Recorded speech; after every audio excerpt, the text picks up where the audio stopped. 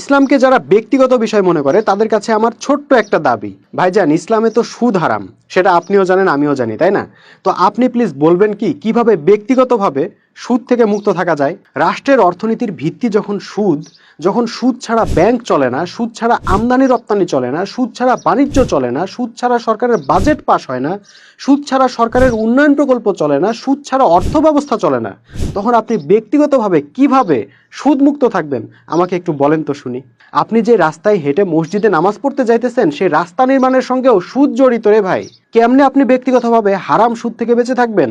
ভাই আপনি তখনই হারাম সুদ থেকে বাঁচতে পারবেন যখন আল্লাহর দেওয়া অর্থ ব্যবস্থা জাতীয় জীবনের প্রতিষ্ঠা করতে পারবেন। ইসলামকে যখন আপনি রাষ্ট্রীয়ভাবে প্রতিষ্ঠা করতে পারবেন, কেবল তখনই রাষ্ট্রীয়ভাবে সুদমুক্ত অর্থনীতি কায়েম করতে পারবেন, আর তখন ব্যক্তিগতভাবেও সুদমুক্ত থাকতে পারবেন। এছাড়া কিয়ামত পর্যন্ত সুদ হারামের আয়াত পাঠ করলেও লাভ নাই, সুদ থেকে মুক্তি পাবেন না।